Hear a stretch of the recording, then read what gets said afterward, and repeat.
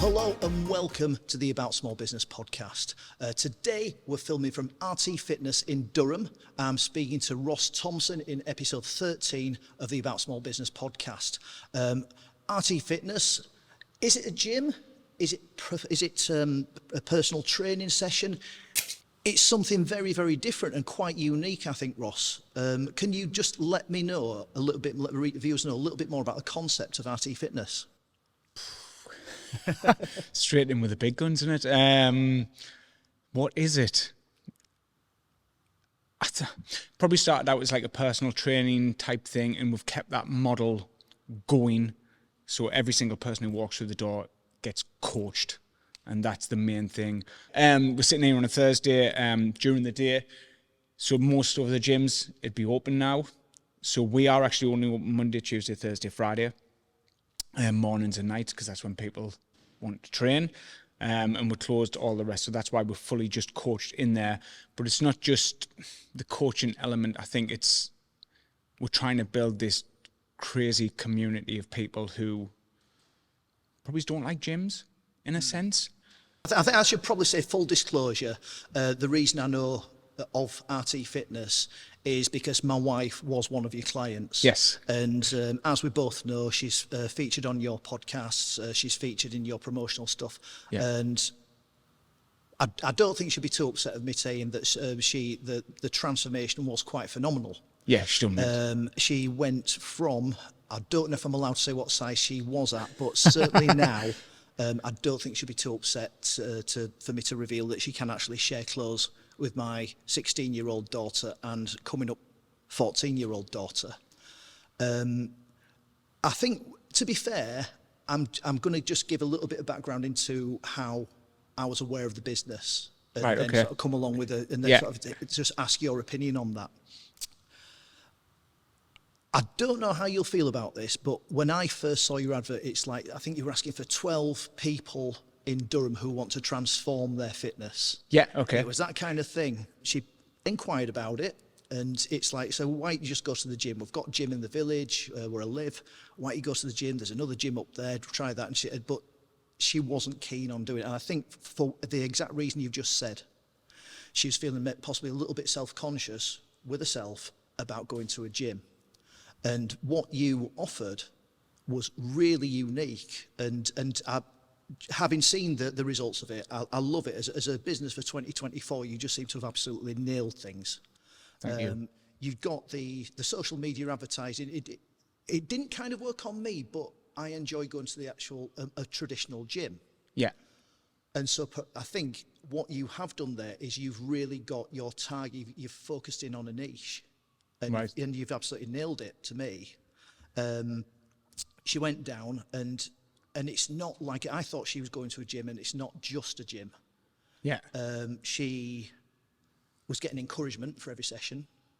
She was getting help with food and nutrition. I've already mentioned to you, I think you need to get some sort of commission deal with Aldi for their high protein yogurts. and she's getting the support and camaraderie and friends of the people that she was training with. And I'm not sure you're quite aware of how successful, because I know you're a family business, aren't you? Yes, yeah. I don't know if you realise quite how successful that family network extends with your business.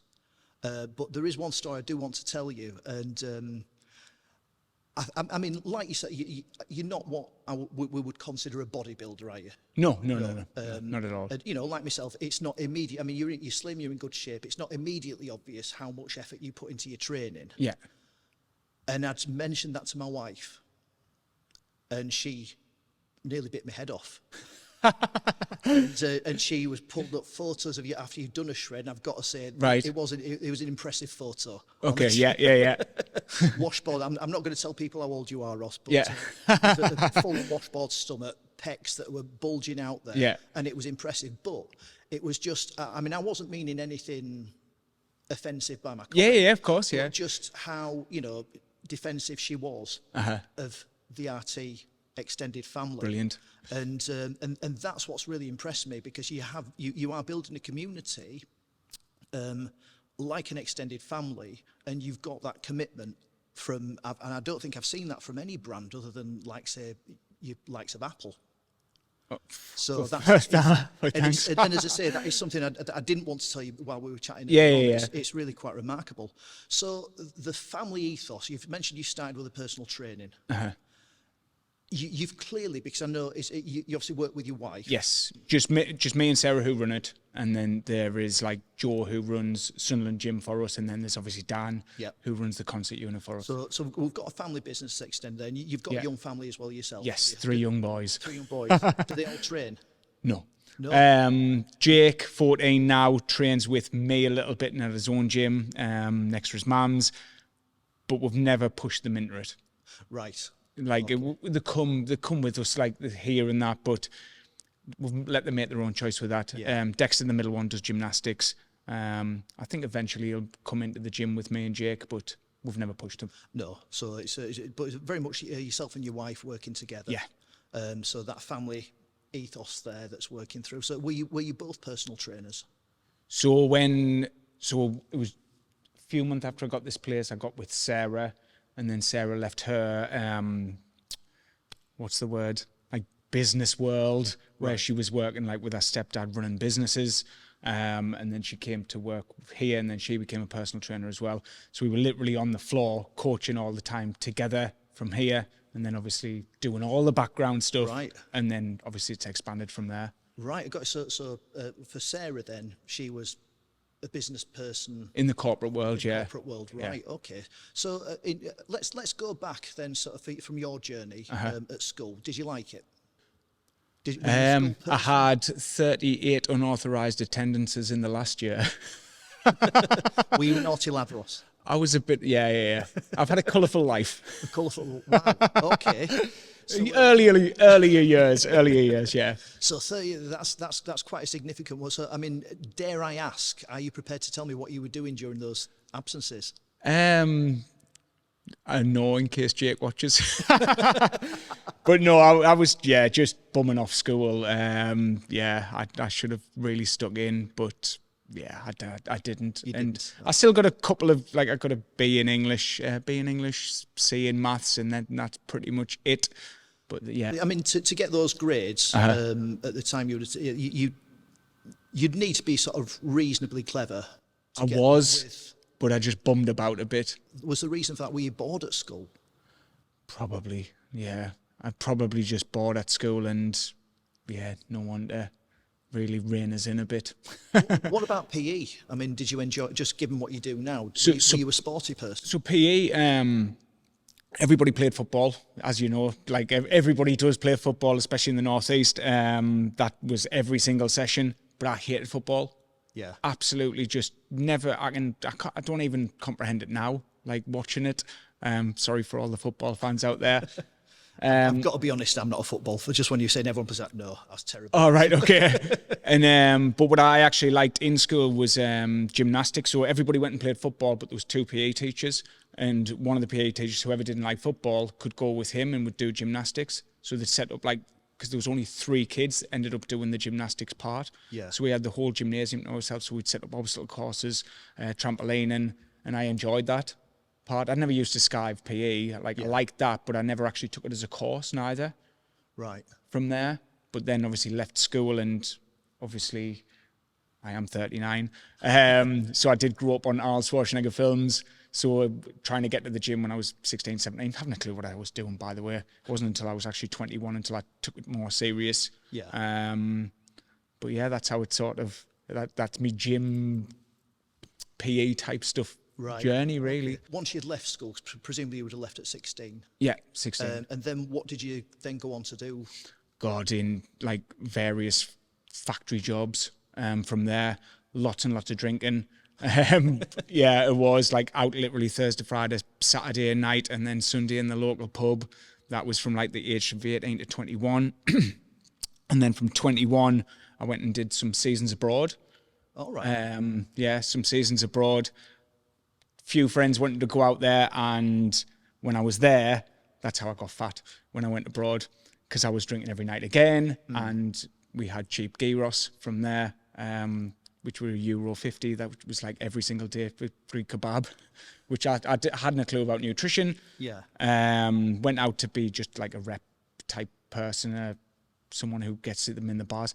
Ended up being a bouncer. That, like, it sounds horrible, like the job role in itself, but like someone just said, do you want to do the doors? And it was like, okay. 21-year-old. I wasn't big or anything like that, but it wasn't like a typical bouncer style door. It was just opening and shutting a door because of the sound laws in Greece. But yeah, spent 5 months out there, came back, and then spent another 4 months out there. It's just interesting, because I was going to mention to you, just with you mentioning the amount that you were drinking. Yeah. I don't think it's an uncommon lifestyle for 21 when others at that age, and it's, I don't think anyone would judge you for that. Yeah. But just with you mentioned you got fat, I mean, looking at it, it's quite difficult to imagine you fat. Yeah. Are you just saying you weren't in as good a shape as you are now, or I still put a few stone on. Yeah, was it? But I didn't realise. So I went and worked abroad, and then like when I did work abroad, obviously drinking every night, I was allowed 5 free drinks. So with the gyros kebabs, but then I had a moped, so I didn't have to walk anywhere, and I didn't realise I'd put weight on. And then when I came back, obviously all of my friends just ripped the piss out. Can I piss? Yeah. There's a little section on this. It says not for kids. Okay. Just Yeah. You can piss as much as you want. Okay. Yeah. Like completely ripped the piss out. It was like, Jesus, what's happening? And I was like, I hadn't a clue. And I actually thought the laundrette had shrank all my clothes. Every time I was coming back from the laundrette, I was thinking, God, they've shrank them again. And then came back, and everyone tortured us. And I was like, I didn't realise, but I think I'd put on at least 2.5 stone. Wow. Yeah, and that was only in 5 months. So where people hadn't seen us for 5 months, and then when you haven't seen someone in a while, you notice it. It can creep up on you though, can't it? When you that didn't creep up on us, did it? Work quite hard on it. Yeah. And so basically, when you came back, then, so were you then coming back and settling back in the UK, back home? Yeah. And what was it? Did you have a plan then for what you were going to do? No, it was just come back, and then as soon as I came back, just went into like a quick factory role. But then I was like, I want to go back abroad again. Like, it wasn't out of my system enough. Yeah. So went back abroad again, did that, and then came back a bit earlier, 4 months, and then came back and just started living. I mean, I was out with my ex at the time, and it was just get a house, just the normal, typical thing. And found a job. And what sort of jobs were you doing? Did you have a career per se, or were you just like you mentioned earlier, you worked in factories? Were you just kind of looking for any job that paid the bills and enabled you to? Yeah, pretty much. It was the it's known as Lear now. It was called Tackle at the time. So it built the Nissan seats for Nissan. So it's basically a sister company of Nissan. And I ended up being there for 5 years, I think. So it just started as a temp, and then on the line, and then as a like the next roll up, and then I got the like team leader's position where I was on quite a bit money. But as I got that job, I was just making the transition to do this, because I found my passion in this during that time. That was going to be my next question, actually, because I mean, you seem to be leading a fun life, but one that's perhaps maybe lacking a little bit of direction. It's not like you've sort of always had this burning passion to do what you do now. How did that passion come about? So obviously coming back fatter, and then then I started liking the training side of things. And then obviously I got delved deep into the nutrition side of things for myself. Really started hammering the gym, but YouTube was quite early on then. Yeah. But still watching all of these different things, and like if I needed a new workout, I'd go to YouTube, I'd study some people, and I just found it super interesting from there. And then it came to the point of I did some MMA training. Like one of the guys who I was going to the gym with, we're going to go do some MMA. So I got into that heavily and did that for a few years. But then whilst I was there, the lads who I used to go to the gym with started paying for me gym membership for us to coach them in the gym. Okay. Because they were like, I can't afford both memberships, where I was at the MMA and the normal gym. So they paid me gym membership, and they says, just coach us a little bit, tell us what to do. So I was doing that, and then when I was in the MMA place, the conditioning wasn't great, so I took it upon myself to learn all that, got really passionate about that, and then started showing other people that style of things, even teaching my coach some stuff on nutrition, and he lost some weight as well. And then it just came to the point of where I was working in the factory. One of my team leader at the time, like he had a side hustle of tattooing, and I was like, I need to do something. And he's like, do personal training. And it was like, it never even clicked. He says, you're already coaching us. And he says, like, why don't you do it as like a career? And I had like light bulb moment. And then within a week, set my dad's garage up, who lived a few doors down. Yeah. Like I had overtime money that month, spent it all on gym equipment. And within 2 weeks, just started coaching friends and family. I suppose, I mean, you didn't enjoy school. It's probably not too controversial to say you're not a big fan of actual qualifications and things like that. And basically, you were coaching your friend. They'd asked you to do this. So it wasn't like you were sort of punting for business or anything like that. Yeah. All of your knowledge then, was it personal research from the likes of YouTube? Podcasts were early doors then. And even when I was at work, like I had a secret headphone in and I was listening to a podcast for 8 hours straight, like different podcasts from like America, UK, anybody and everybody. Like I was just soaking every single thing in. I did my nutrition my qualifications alongside of it, like some online stuff. And then I was learning stuff from people inside the gyms, just asking every single person, like even the old school bodybuilders.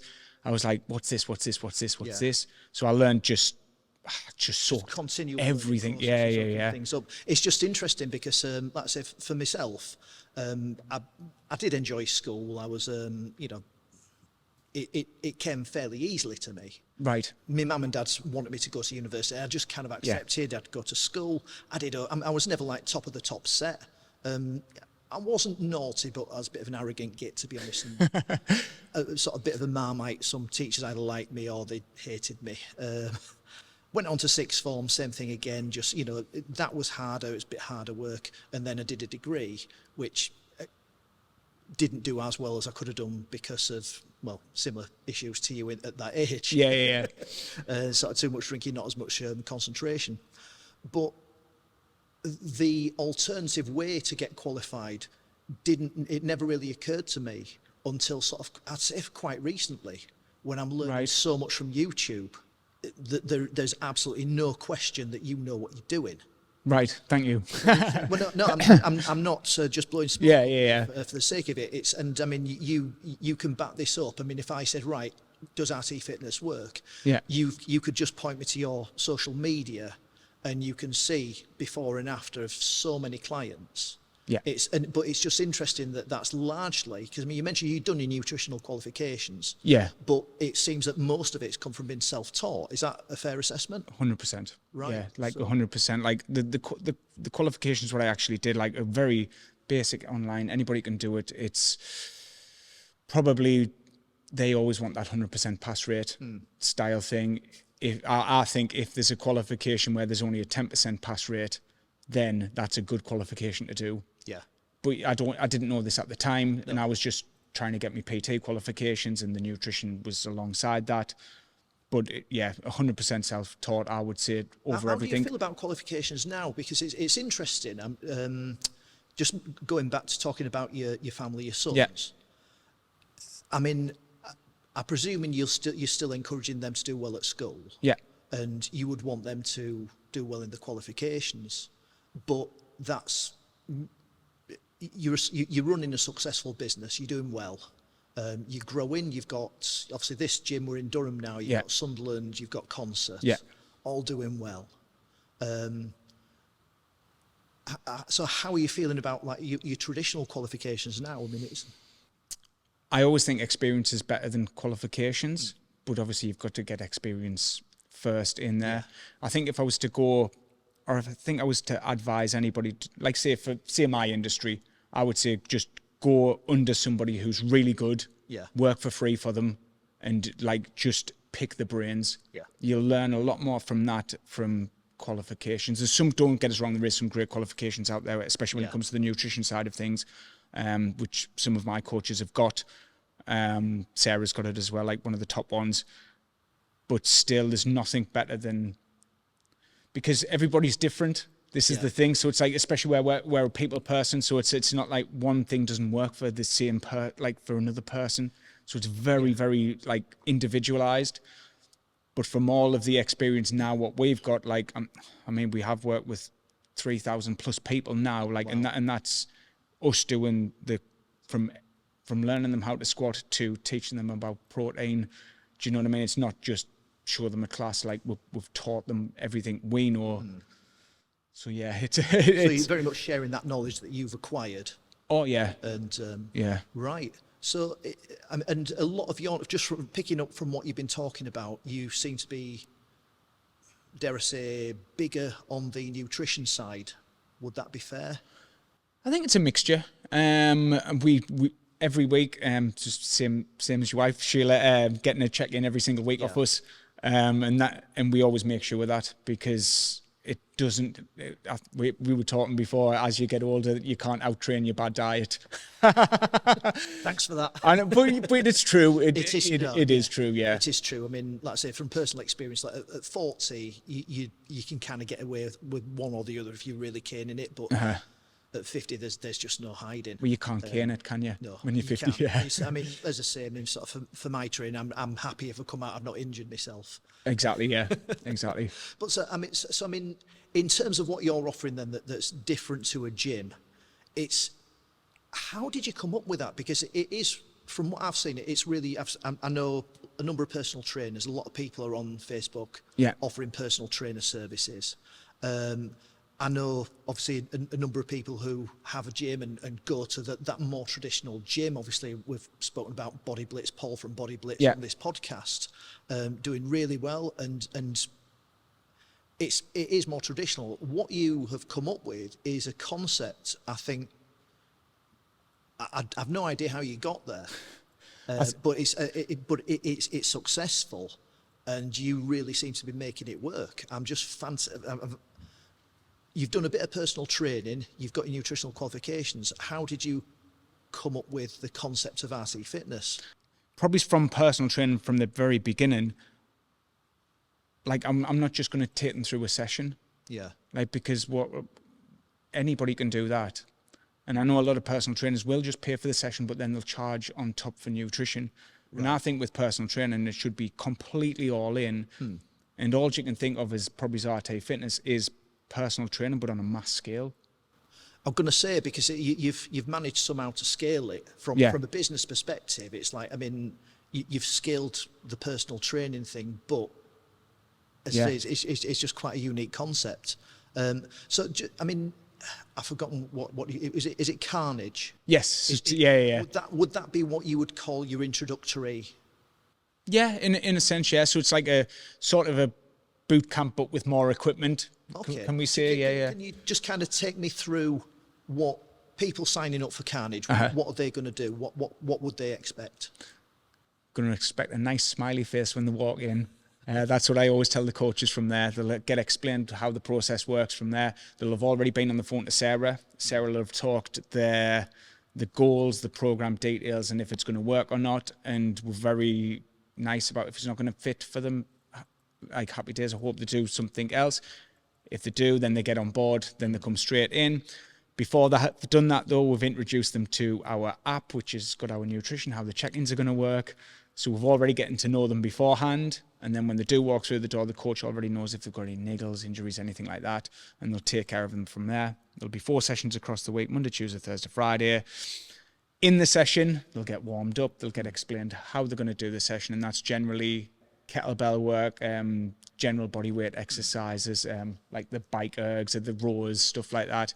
But it's just generally a larger group setting where they'll be moved station to station from there. Generally be partnered up with somebody else. They'll always get introduced to somebody else on the first day. So it's like, so they bond with someone straight away. That camaraderie there. Yeah. It's always one about competition. On some of the days, on some of the days we'll have like a pen and paper on pen on the board, and there'll be like times to beat, stuff like that, and we try and build that up. I mean, we do have competitions across the year for Sunderland versus Durham, which gets very heated. But yeah, kettlebell work and pushing the sleds. You've probably seen the photos of that. Just a fun workout. Just a nice fun workout. Now, from a business perspective, what's interesting is you're not afraid to not have people sign up, are you? It's like if people aren't feeling it's right for you, if they feel that it's maybe, they don't want to train on the days that you're in, you're not scared to say, well, this is what we're doing. And you've kind of got to, there's an element of commitment involved. Yeah. Which it does make sense from a fitness perspective, because your results speak for themselves. But when you started off early doors, was that not quite scary? Thinking, actually, I don't want to say rigid, because I don't think it's rigid. Yeah. I do know there is flexibility in what you offer, but I do know that certainly, as you've said yourself, it's not necessarily something where everyone's going to think, yeah, this is for me, I can do this easily. Yeah. It's not easy. You've got to put that commitment in. But what I think is interesting is how you kind of nail the commitment as soon as people sign up. Yeah. Is that not scary when not everyone might be as committed at first? They might want that bit more of a taster, or do you find that there's enough demand that? Some people ask for free trials, but it's like because we keep our community very tight, and if people were saying just paying for the odd session, you'd have a random person just showing up, and like, I don't know, you want to see the same faces quite regular. Yeah, that's how I see it. And for those people, there's never a big commitment, like a pay-as-you-go style person. And from where you're saying it, like because of the structure, it's very structured, Monday, Tuesday, Thursday, Friday, yeah? And the Carnage, we've got some flexibility on the time slots, but the barbell, they don't. Just for anyone watching, your barbell, that's where, I know some people start with barbell. Barbell, would it be fair to say that's a natural progression from Carnage? Yeah. Can you just outline briefly what the difference is between those two? Of course. So the barbell's a small group program, 6 people per coach from that. So a small group personal training, and it's purely weightlifting. But they have to stick to that time slot there. So Monday, Tuesday, Thursday, Friday, say 6 a.m. That's them. That's with the same coach, the same 5 people. That's it. So so you got that much more intense training, and again that increased commitment. Yeah. And which again. And from barbell, that's where you then offer the photo shoot. Yeah, so when they're ready, that's when they're ready. So say if they've been with us a fair few months or something like that, and we feel as though they're quite ready to make like a bigger commitment to themselves, where they live like a fitness monk for 12 weeks, no drink for 12 weeks, which is hard for northern people. But they make the commitment, and then they get some photo shoots at the end. You post a lot of them on your Facebook page, don't you, or Instagram account, so like people can see for themselves just the quite startling transformations. Yeah. And this all kind of comes, it seems quite formulaic, like you've got this formula which is interesting, because your whole approach kind of comes from everyone's different. You do have kind of a formula that everyone applies to. Like, I know certainly you talk about from Carnage, it's like sort of 4 times a week. But we always say a minimum of 3 for Carnage. 3, yeah. But I think they can do 4. Yes, they can do 4. 10,000 steps. Yeah. And then, and then obviously like Sarah, yourself or whoever are giving advice of a diet. And you have an app. Is that your app that you created, or do you sign up for? Like, that's our app. Yeah. Exclusive app, and then obviously you can then see how people are doing and shout at them if they're falling into your old ways when you were in Greece. Exactly. Yeah. So we set the calories up, we set the protein goals up, but then they can have whatever they want in those. Yeah. Do you know what I mean? As long as they're not being a dick. Yeah. They're fine. It's right. Yeah. And we all know what bad foods are already, don't we? Yeah, but we do. Did my weekly shop this morning. Yep, I know those foods.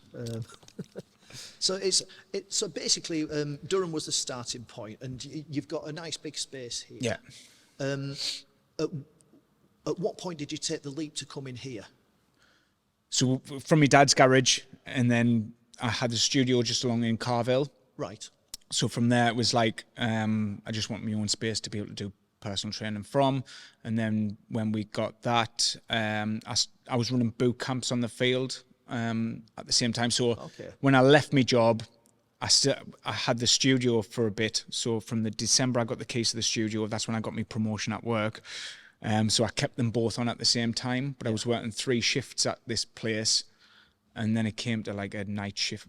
I think I'd finished a night shift Saturday morning, and then I had 6 1-to-1s on the Saturday morning straight off the belt. I was like, I can't do this anymore. So I decided to put the outdoor boot camp on where it was every mornings. Right. And people started signing up. So it was like, I had to commit to that then. And it was like, right, I put something in place, so I had to leave my job. And then I made the leap from there, and then I only had the studio for a year and then got this place. But the reason why I got this place was because I was a one-man band then. Yeah. And when I left my job, it was only like 2 months after I'd left my job, I broke my leg on the field.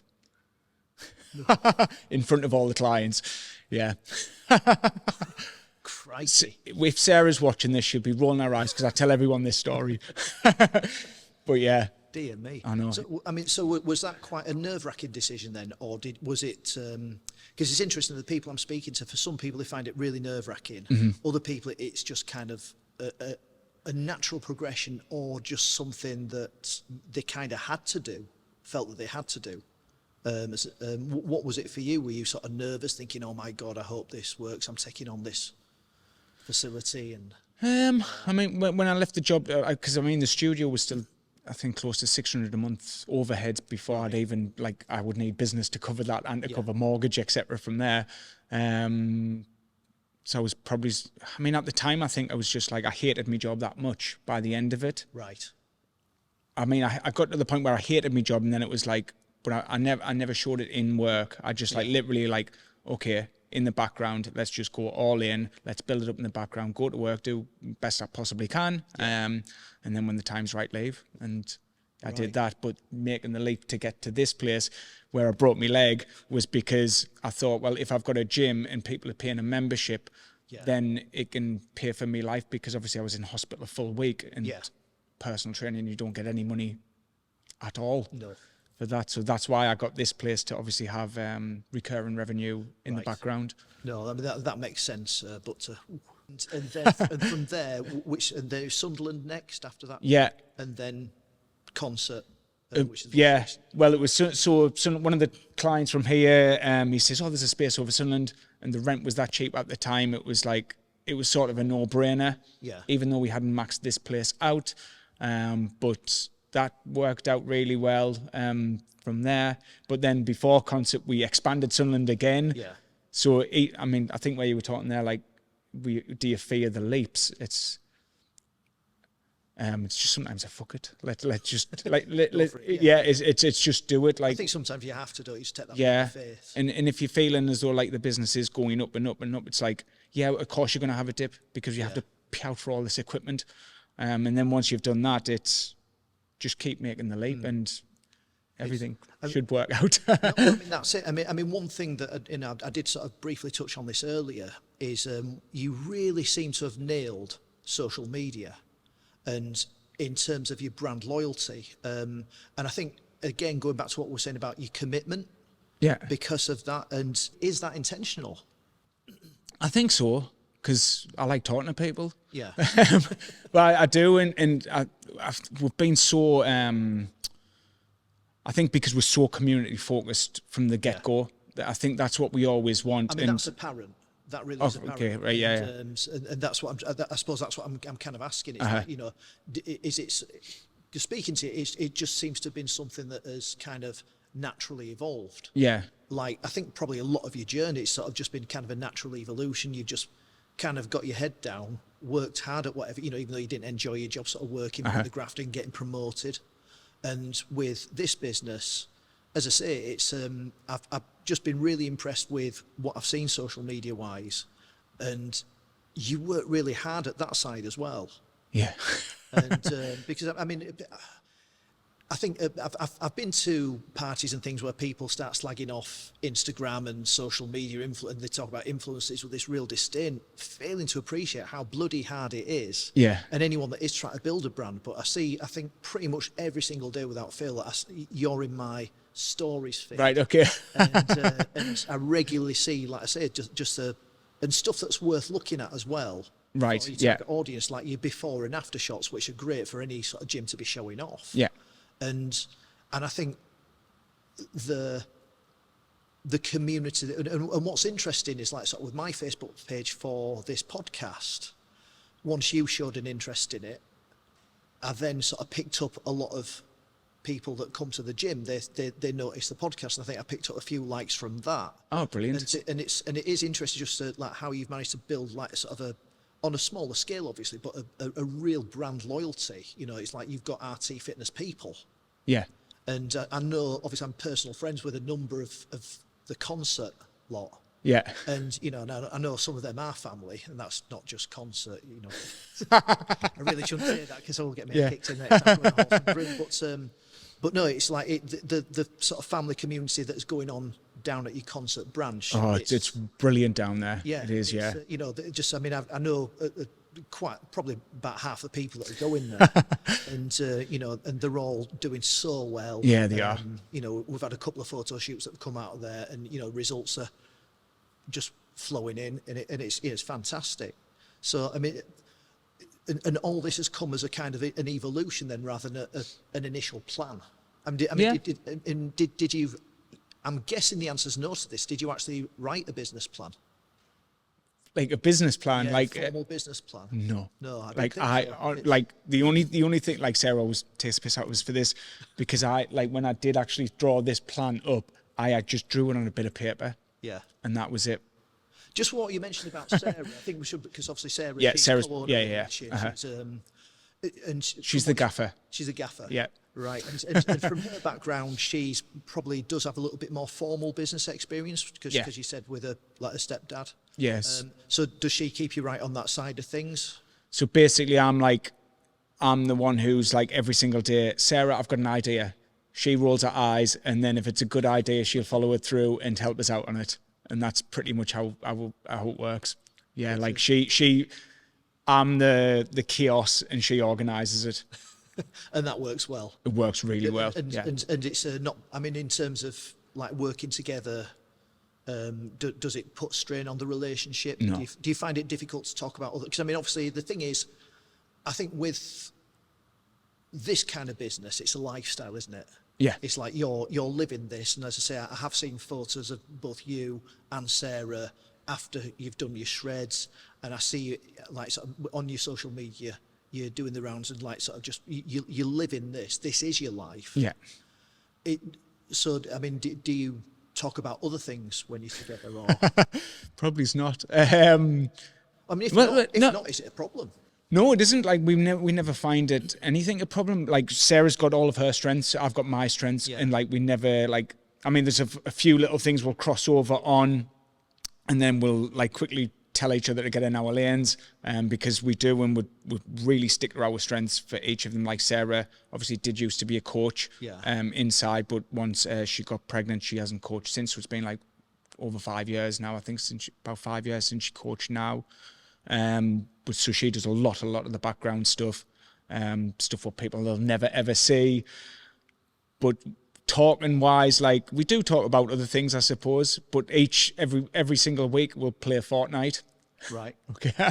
We're better than the kids at it. Would they agree with that or not? Oh, 100%. Oh, wow. Yeah, we destroy them.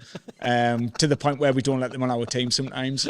But yeah, so I mean, we'll always do everything together. Like whenever there's like lads' nights out and that, I don't do them anymore. Yeah. I'm literally like, if it's not with Sarah, I'm not pretty much doing it. I mean, that's brilliant because I mean, it's like it is a lifestyle. I think again, that's what I'm trying to unveil from the podcast.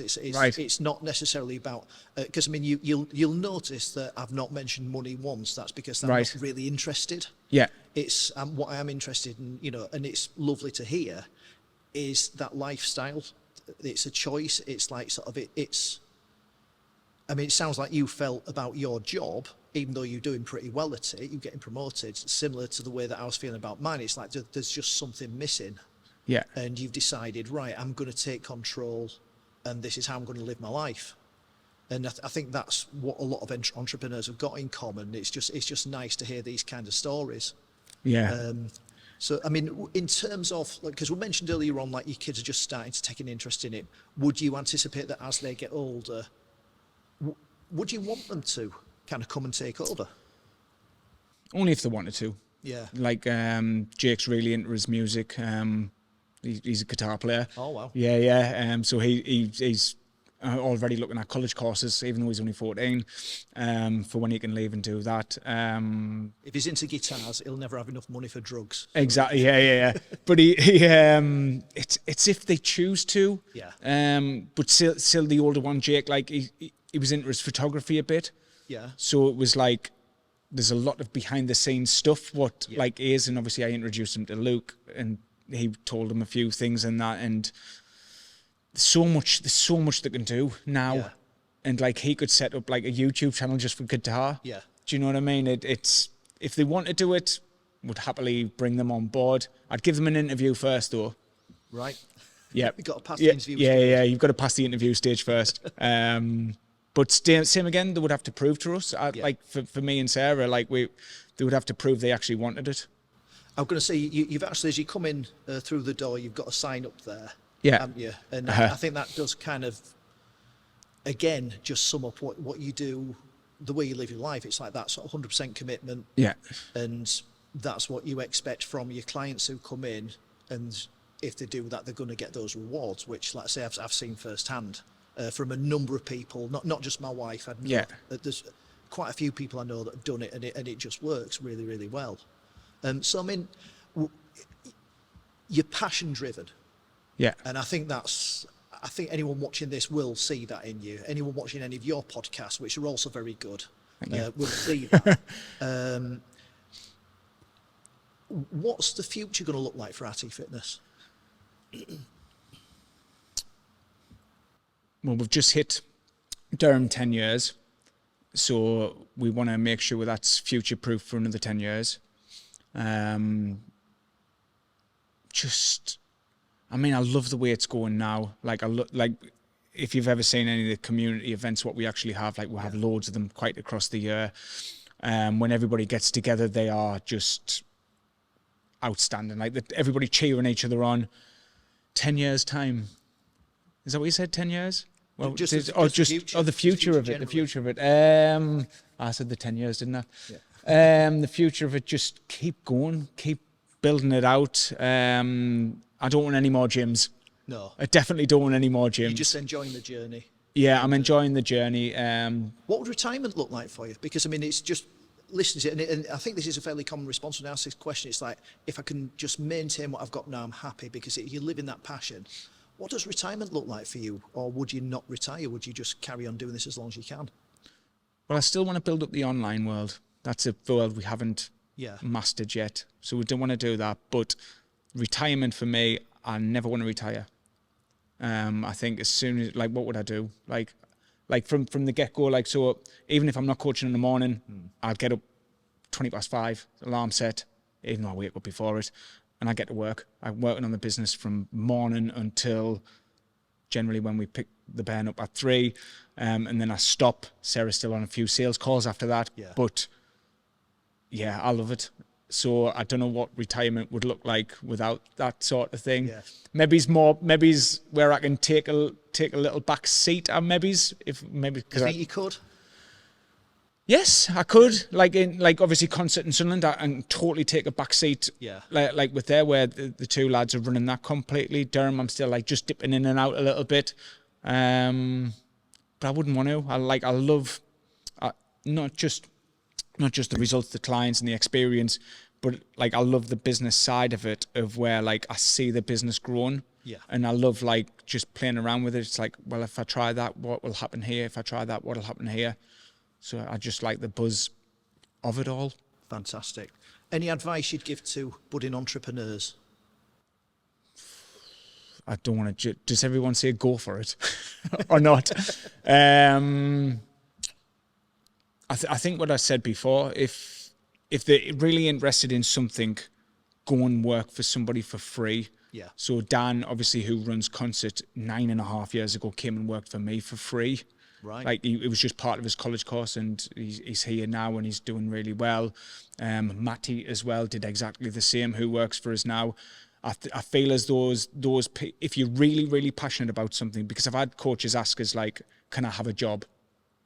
Who haven't had any experience, and like they're just expecting to be paid straight away. Yeah. And they haven't got anything behind them. It's not that kind of world anymore, is it? It's not that kind of world anymore. And like if you were really passionate about something so much, you would happily work for free, but to just get knowledge from people. Yeah. And I think that would be the key thing. So like, say Jake, my 14-year-old, the advice what I would probably give him for an entrepreneur for say his guitar is go work for a recording studio somewhere for free. Just make the teas, coffees, pick people's brains. I think that's fantastic advice. And it's certainly sort of passion driven. There's lots of passion coming across, and I believe, certainly from what I've seen, that Arctic Fitness will continue going from strength to strength. And Ross, it's been a real pleasure. Thank you so much for doing this. Thank you very much, buddy.